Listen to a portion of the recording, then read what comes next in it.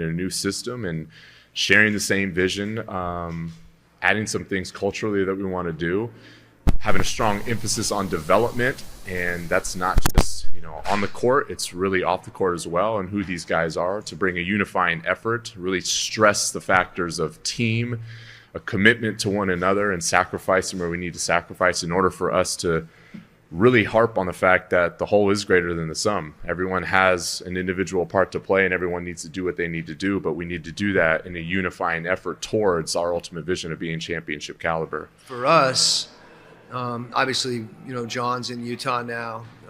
By and large, our group is consistent, similar to the group we had last year. So a lot of our improvement and development needs to come internally.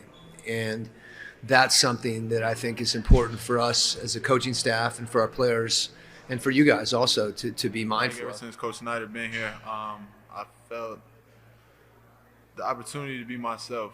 It's a sense of relief. He's been great for me. He coaches me up a lot. Just being able to have that connection and relationship with him.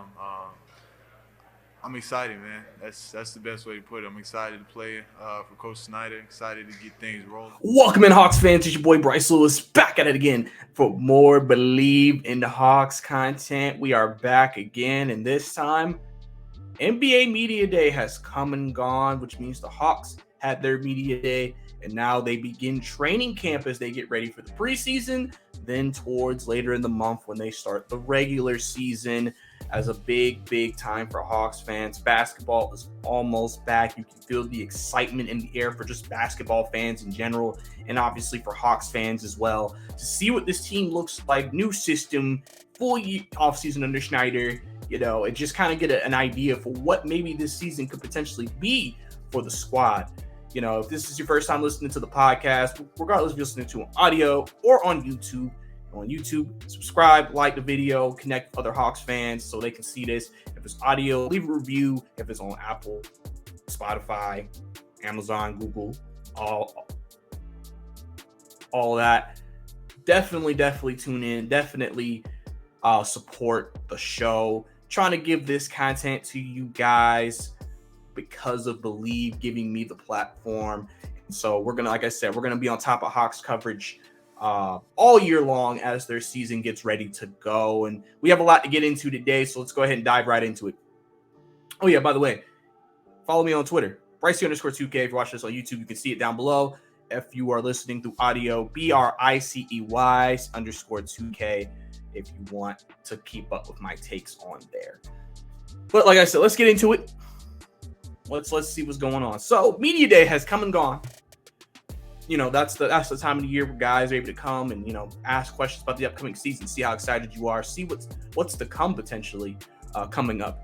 And, for me, it's a time to really understand maybe what the vision of this team is.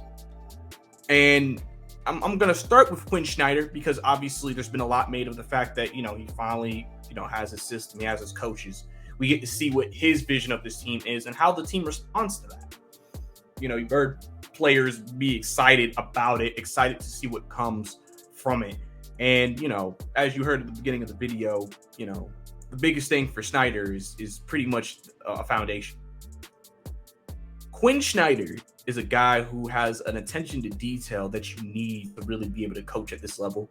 I think a lot of NBA coaches sometimes don't have that. Like, everybody thinks they have attention to detail, but they really don't. That's why sometimes when you're watching the game, if you're a fan of any team in the league, you kind of watch the game and sometimes say, why are we not doing this? This makes more sense. The great coaches make those changes. The coaches that don't have that type of attention to detail don't. And then you get frustrated with the product that you see on the floor, which could result in seasons not going the way that maybe they were planned, what you maybe thought was going to happen, et cetera, et cetera. So he talked about a few things in Media Day. First thing he talked about was a commitment to defense, which I think is really big. The Hawks had one of the best offenses in the game last year, especially when Snyder took over. They had a top offense. They could score with any team in the league.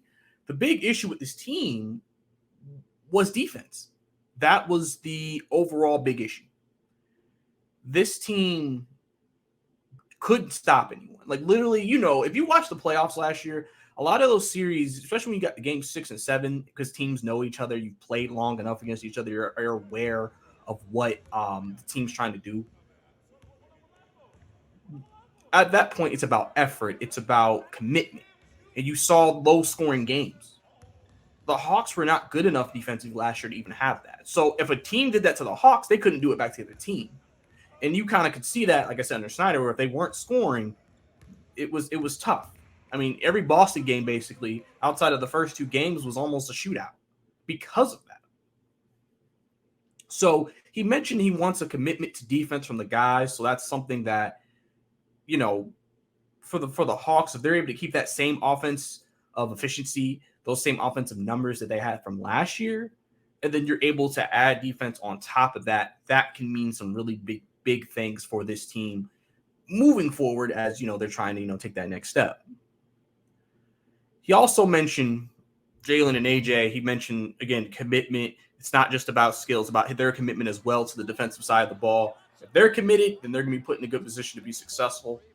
We still, I don't think, as far as I know, we have a true idea of who the starting 4 is going to be coming out of him, his media day appearance. It sounds like like I said, he's just excited for what to come and what hole they have to fill there with John Collins leaving, which a lot of players did say during media day that John Collins was the heart and soul of the team. He was a guy who was always vocal. And that's something I knew about John. It was something that, you know, people like to underrate, but it's always important to have a guy like that. And Trey and DeJounte know they have to step up into that role. And even other guys maybe can even do that. I mean, they added guys like Patty Mills and Wesley Matthews to kind of help with that, you know, leadership, with that teaching and that growth. Because like, as you also heard during a lot of people's conversations, this is a young team. I mean, at the end of the day, I mean, I've been saying this for years. This is a young team. This is not a team that has a bunch of 28, 29, 30, 31-year-olds. They have still a lot of guys, they're top players in their mid-20s. So they're still entering that prime of their career, so they're just now getting to that point. One interesting comment Quinn Snyder made was about Trae Young playing off ball. And this is something I've been trying to point out to people. You know, people think playing off ball is easy. It's something that's simple. You just got to do it, right? There's a lot more that goes into it. It's an attention to detail. He said, we're excited for Trae to play off ball, but he also mentioned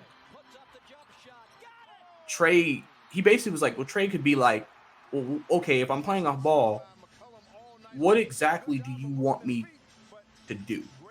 What exactly are you wanting me to do? And I think that's something that I think we don't ask ourselves when we talk about Trae Young playing off ball. You know, do you want him to cut? Do you want him to run around? Do you want him to come on screens? What exactly are we asking Trae Young to do when he plays off ball? It's just simple. It's just playing off ball. Like, there has to be like what is the goal of him playing off ball? Like, what do we want him to do? Quinn said that's something that they're going to have to figure out because they want to play him off ball, but they have to know what we plan to do with him while he's off ball to make him effective. I felt like under Nate McMillan, he just kind of just said, we're going to play off ball. And then I guess Trae was just like, okay, well, what do you want me to do? You know, and I feel like Nate never had an answer. Quinn told me from that comment alone, he's already thinking about ways he can use Trae off ball. And that's kind of what you want. He talked about DeAndre Hunter in his post game. He said DeAndre, he wants him to work more from the block, potentially. You know, and I think that's something that's interesting. DeAndre's pretty much been at either he drives to the rim, layup, dunk, mid-range, or he tries to take threes. But that's a lost art in this game is from the block, a post game. And DeAndre is a very strong guy. Like, he's a very strong kid. Like, he's not, you know, light. And so maybe he feels like DeAndre, you know, him being more of a physical player, maybe him playing from the post, especially with the mid-range that he has, that could potentially be something that could be effective for this offense. So that'll be interesting to see if that actually is really brought into the offense. And then, like I said, at the beginning of the video, he talked about having a foundation. And Landry Fields even mentioned this too. The Hawks believe a lot of their improvement can come from within. They believe that their improvement can come internally. They basically, to me, what I got from them talking about the team and what they expect is that they both feel like there are habits, there are certain commitments that the team hasn't made the last couple of years, which has led to the lack of success that maybe some people who watched the Hawks thought they were going to have. And the thing is that if you don't have those foundational, pieces, and you have a foundation set and an identity, because that's something DeJounte Murray, if you watched his media day, he mentioned identity a couple of times. Having an identity, which I feel like the Hawks have lacked. If you don't have that, you can have talent, but it won't equal the success you think it'll equal. I've asked that question for the last 2 years. What is the Hawks' identity? They didn't have one. What is the culture? They didn't have one. The team felt very random a lot. It felt like there wasn't a standard set under Nate McMillan that they were saying, regardless of what happens, we know we are this kind of team. It's why a team like the Miami Heat, regardless of how their regular season goes, can be a threat because they know every year we're going to play defense, we're going to be physical, and we're going to try to play smart. So regardless of what happens, we know who we are regardless. And sometimes if you play the right team whose philosophy or is not a positive against you, or they're out of whack, or they're not in sync, you can win those games, or you can even win those series because you have a strong identity that you know who you are and you know what you can do to win for your team, but they don't. And that's why Denver won. They built a culture. They built an identity. And it's not something that's going to come quickly. It's not something that's going to come like in a year. Sometimes it takes years. As Michael Malone mentioned, it took years to get to that point. You just had to get the right guys in place with the right values and the right culture, and then you could make that run, which Denver did. And that's what they're trying to do right now with the Hawks. They're trying to establish that specifically. They're trying to get a culture started here. So there's a lot of things that they feel like they can build from within that can then lead to more success on the floor.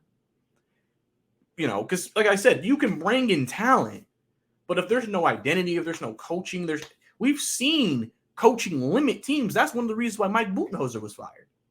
People outside of the championship year, a lot of people felt like Mike Budenholzer held the Bucks back because of his coaching. Like you need a coach that's going to maximize his players. That's something Quinn had mentioned as well, is just like figuring out, what works for this team and what doesn't. We can scheme up and do all this, but if it don't work for the team, then it's not going to work. He mentioned an example in Summer League. He talked to Antonio Lang, the Summer League head coach with the rookies and the Summer League team, and said he wants them to try different things. And Lang was looking at him like, well, why would we do that, coach? And he's like, trust me, just do it. I want to see it. Let me see if it works. Because sometimes something might sound crazy, but it might work for the team. Now, obviously, it's Summer League, and a lot of those guys are not going to be playing on the roster. But it's almost like a testing ground. Preseason's coming up. Snyder might play around with some lineups. His biggest thing is he's trying to formulate a system in a unit that works cohesively. And if they can do that, then they feel like they can find some success. I feel like that he knows that, listen, it's going to be tough. It's a grind. It's a long season. You're not going to be great all the time. But if you can build good habits and kind of build that identity, it'll get you where you need to go. Trae Young mentioned it a couple of times in media day about consistency. He said, we just got to be consistent. We can't be good for 2-3 games and then fall off 3 games. Like, listen, it's NBA stuff can happen, but like one of the biggest issues the Hawks have had under Nate McMillan is consistency. They were not a consistent team at all. And that's another thing that I think they feel like they can build here. They can create consistency within the team and within the roster. And they think that can lead to a more of a, you have more consistency, leads more success. So, I think Media Day was a good look at, how those things went and kind of an idea of what they see as potentially coming up. And then DeJounte even said it in his presser. He said playing is not an option. Top 4 seed. That's already setting an expectation. To be a high seed, you really got to be committed to what you do and know what kind of team you are to do that. This sounds like a team that's going to try to play hard for all 82 games. And that's realistically what you need to do it. Either you're just that much better than everybody else, or you play harder than everybody else, and you can win games off that, plus if you have talent. That's something, remember, 2 years ago, 2 seasons ago, don't forget Trae Young said it's regular season one. Kind of already told you right there, regular season not being taken seriously. Under Quinn Snyder, it's a different tone. We're trying to be a top 4 seed. We're trying to be consistent. Playing is not an option. They're setting a tone. DeJounte's stepping up as a leader. Trae's trying to step up as a leader. And those types of things are going to be what could be a big deal for this team, especially with, like I said, a lot of young guys down the line. One interesting tidbit was Kyle Korver. They said he's very much involved in player development. I know, Seth Lundy and Gay and, guys like that have been talking about like what he's done for them. Kyle Korver, even though he's like the assistant GM kind of basically, he's very much involved in player development. He's one of the best shooters in the game that ever played. So he's one of the perfect guys to get advice from. Especially when you have Quinn Snyder who wants to get up a lot of threes. What better guy to learn from than Kyle Korver? And I think that's big. Just the fact that there has been such a commitment to development. Landry Fields mentioned it when he talked about just the developing every day. Again, something that they feel like they lacked the last 2 years was development. Now they feel like we want development in every facet with every person that comes in contact with these players. From the coach to assistant coach, from the strength coach to the shooting coach to all types of defensive coach, even Kyle Korver.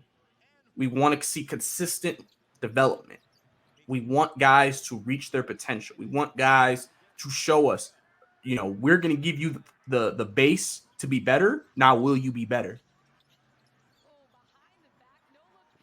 That's something that I think is really, really important for this team. Because, again, that standard is being set, a standard that hasn't been set here in a few years.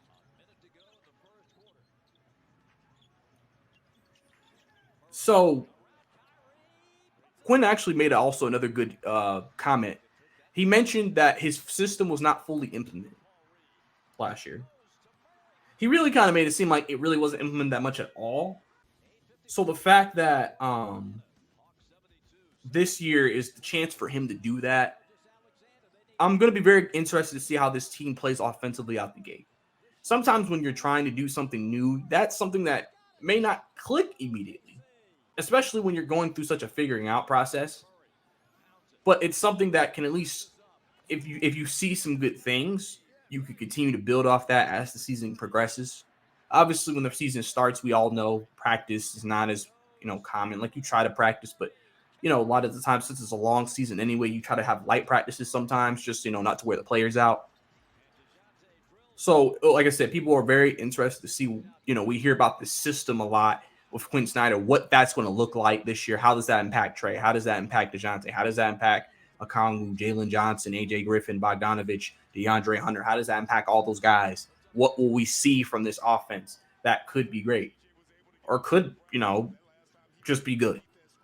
I don't think this offense is going to fall off from last year. I think it would probably be, if it can maybe be a little bit not worse, which is not that bad, or it could be better, or it could be around the same.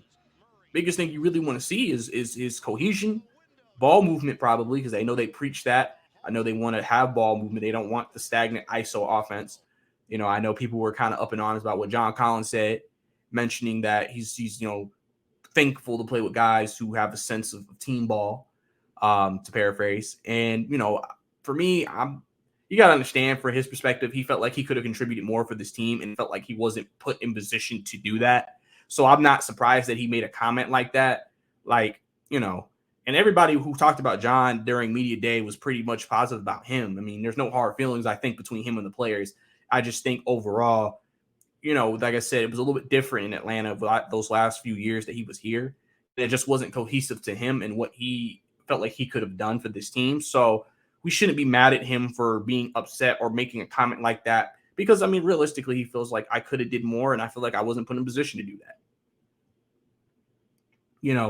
Thing about Quinn's offense is there's a lot of, like I said, ball movement, because there's a lot of spacing. That's why I think, you got guys like Oyeka Okongwu working on the 3-ball. You got guys like DeJounte Trey working on their 3-ball. They want spacing because they feel like with the type of offense they can be, spacing will lead to easier shots, can lead to a better flow on the offensive end of the ball, which then can lead to more success. And then, like I said, if the Hawks commit to defense, and that's not something that can just happen overnight, but it's something that you have to commit to on a day-by-day basis, then in that situation, then you're able to then take that next step and be able to go up, in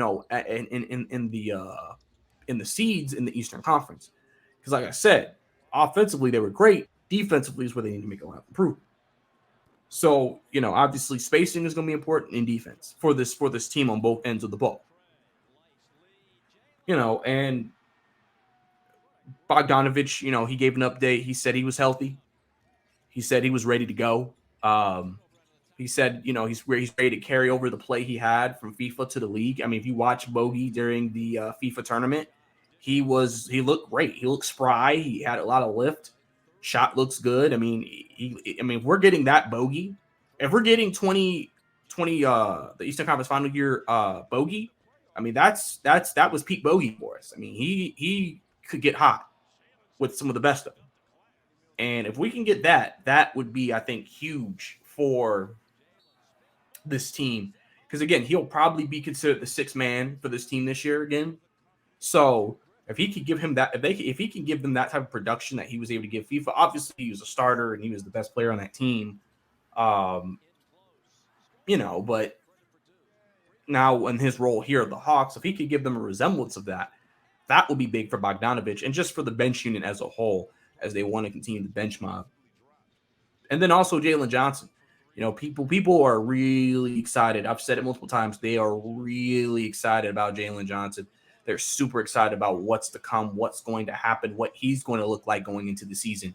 He is a guy who people just think has so much potential. People think he could be a star player. I think he could be a star player. And now we get to see all the work they put in over the offseason, all the communication he's had with Snyder, what Snyder told him what they want him to be for this team. It will be extremely interesting to see what his role is. I think the biggest thing is he going to be a starter or not? We don't know. He might go with Bey. I mean, people have flirted with the idea they may start Hunter at the 4 and then go with Bey at the 3, just for shooting, just to add more shooting to that lineup, and then have Jalen be a part of the bench unit with Bogey, AJ, Jalen, and Oyeka. And then, and kind of let that be your unit, I mean, we'll have to see. Like I said, I mean, as far as we know who we think the same 4 guys, Hunter, Trey, DeJounte, and Clint, are going to start. I know Hawks fan TV fan. Sorry. He asked, Landry, like, is Oyeka going to start? Is that in the plans? And he said that's a Quinn question.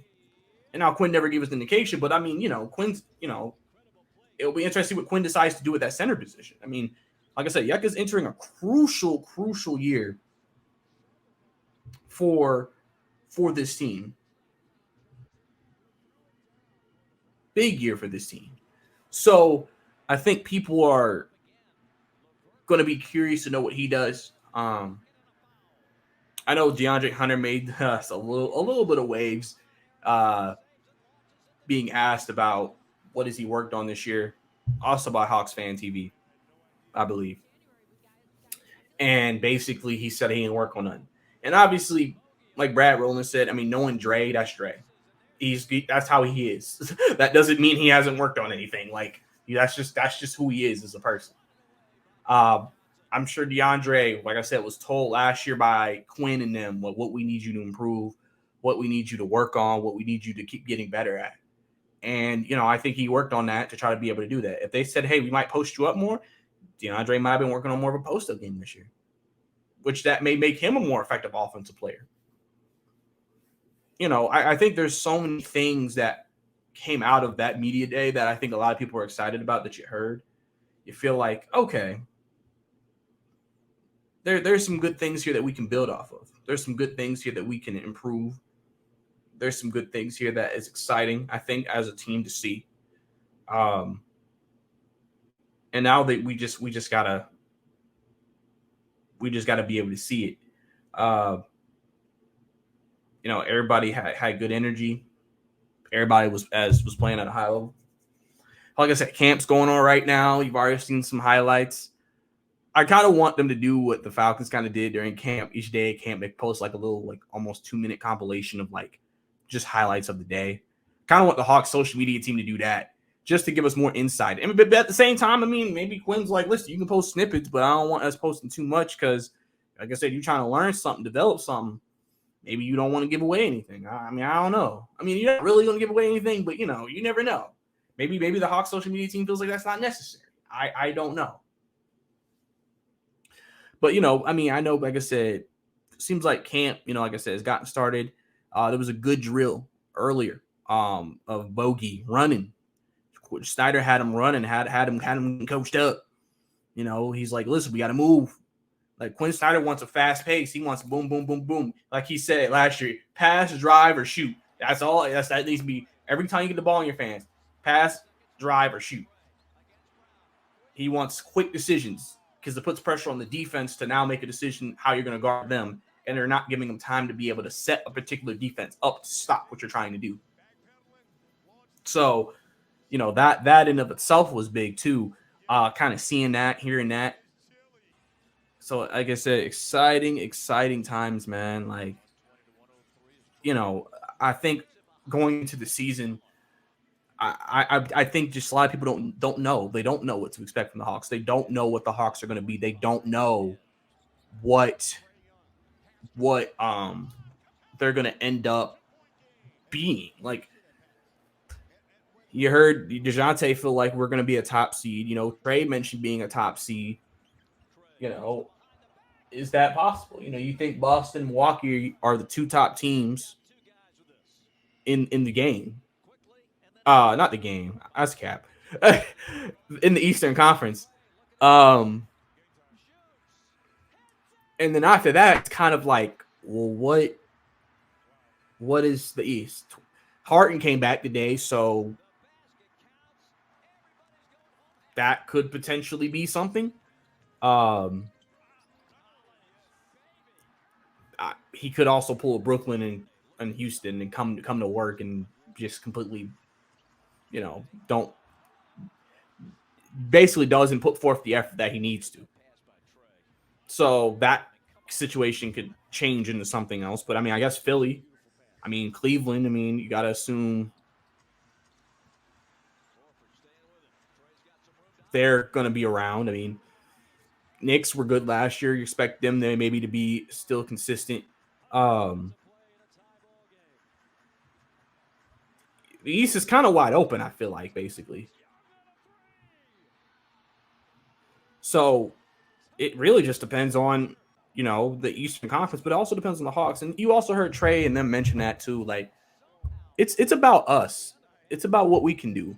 A guy asked them, like, how do you feel about all the changes in the East? And they were just kind of like, good for them, but, we believe in what we can do here.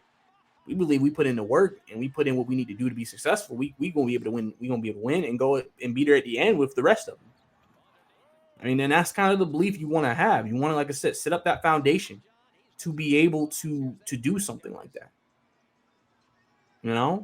So overall, I think coming out of Hawks Media Day, the biggest takeaways for me is that there's a culture and a foundation being built here that we haven't had. And that in and of itself could lead to internal improvement from players and just an entire play style, uh, effort, and everything in general. And then that can be what leads to more wins. And then we'll see what that ends up putting the Hawks at. I mean, we really don't know how it's going to end, but that could be how it ends for this team. So um, that would be big to see if that's something they can commit to. Like I said, the Hawks have developed a lot of bad habits over the last few years that it's not easy to break overnight. It takes time. I know people want the process to be quick, but it's never quick. You got to be patient. Quinn Snyder talked about it. It's not something that's going to happen overnight. You got to be patient. It takes time. You're going to go through ups and downs. But if you can persevere and get through it, as long as you're ready to go by playoff time, man, that's all that matters. You like I said, Heat showed that last year. Boston showed that 2 years ago with Ime. Got swept the year previously. Brought in Ime, brought in a culture, brought in an identity. Boom, now they're a finals team. Sometimes it's just as simple as just putting the foundational things in place for the team to grow from, and that can lead to more success overall. That's one thing that I always say is good about Tom Thibodeau. We sometimes say, he has a ceiling maybe as a coach, especially offensively for his teams, but he's great at setting a foundation. He's great at setting, a identity for his squad, so what you're getting every time you play them. And that in and of itself is something that you want to know. You always want to know as a team, who are we and what do we do? What is it? If the shots aren't falling, what is something we can lean our hat on? So, that to me is some of the biggest things from Hawks Media Day that I take away from it. I'd love to hear you guys and your thoughts on Hawks Media Day. What are some things you took away from it? What moments stood out to you? How excited are you for the season, man? Like I said, Hawks basketball is almost back, so we got to get ready to cheer on those guys, and we'll be along for the journey. I'll be covering this team, man. Like I said, regular season starts up, man. We're going to do 2 shows a week, man. Keep you in the loop with the Hawks and see if this team can pull through, and we'll see the journey that they're about to take this entire fan base on, and I'm excited to see what all ends up happening. But before I let you guys go, like I said, appreciate you tuning in. Let me be part of your day. Don't forget, man, to follow me, like I said, on Twitter at Bricey_2K, or if you're listening through audio podcasts, BRICEY_2K. If you want to catch with me for all my Falcons and Hawks takes. Like I said, Bleav in Hawks. We are here. We're live. We're doing what we do, and we don't keep it up for everybody, all my Hawks fans out there, man. Appreciate all the support and the love that you guys have given me up to this point, man. We're going to keep it going, man. So excited to see what the Hawks happens with the Hawks this year, man. But it's your boy, Bryce Lewis. See you next time.